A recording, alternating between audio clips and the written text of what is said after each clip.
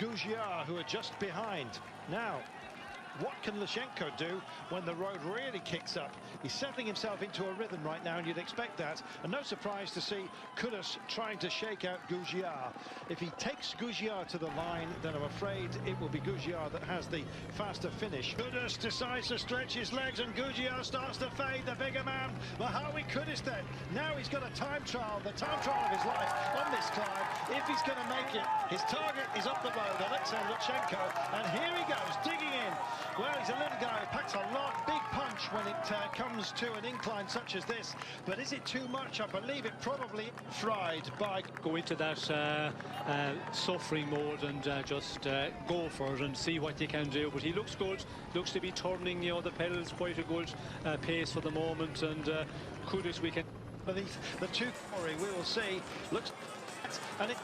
Lushenko, final. Lushenko still walking away very well. Still sitting in the saddle, but some riders can be, you know, real powerful doing that. And Lushenko, you know, we've seen him in the past. Remaining ahead of him, such as the Eritrean, and a real sheer face it will appear to be. Here comes Merhawi Kudus. Now watch the clock at the moment. Lushenko's still got an advantage. It bounces off 45. Now is it going to go the way of the Eritrean? The clock, 43 seconds then, 42.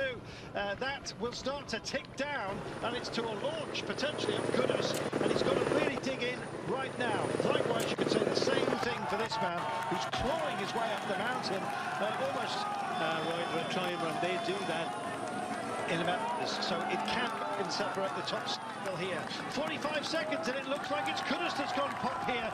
Oh my goodness, Lushenko has ground his way in. Well, and the clock starts to bounce back the other way, and it's going second by second, which suggests the clock is trying to struggle to find a reading, and it swings back towards Kudus. Don't trust the clock then, is the answer. It sets at 34. We'll see what it is at the end. Toughest section he's been through right now, but he's still got a lot to do. There's the Flamme Rouge. He's got 800 metres short of hurt before it flattens out. Can he deliver? It looks like he will. Yes, it looks very much he can. The advantage of Lushenko, but he's holding off, and 37 seconds at the moment. It has to be enough to go all the way for the Katusha, for the Astana rider. Here comes Kudus, closing the gap, but I'm afraid it looks all too late. 36 seconds looks like a cushion to round past the swimming pool complex by the looks of things. He'll be jumping in that for joy a little bit later on. Brave effort by Merhawi Kudus, but just leaving it a little bit too late. The timing was wrong. He had passenger there as well with Alexis Gougiard. He tried to shake him out, but maybe should have gone earlier. But it's going to be Kazakhstan and Astana, I'm afraid, struggling even now on this climb. And section. He's got a big heart, but I'm afraid he hasn't got what it takes to deliver the killer blow. Not today, but he came close. Yes, he did. Well, he gave it a good effort, and he immediately, you know, started to push on when it kicked up.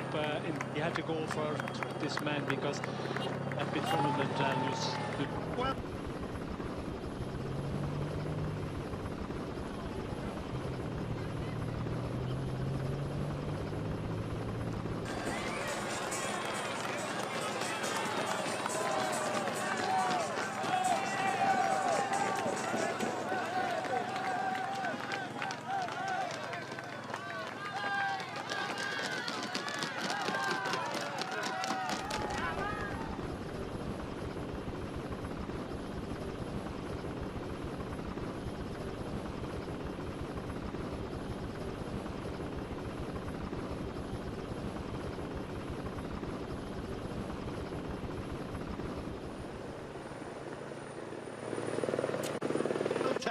and well done to him. What a brave effort it was, firstly to get into the break, and then to have the guts to go out and shake off all opposition from some very high quality riders who probably on 14, 16, 17 seconds. This is the gap back down to Merhawi Kudus.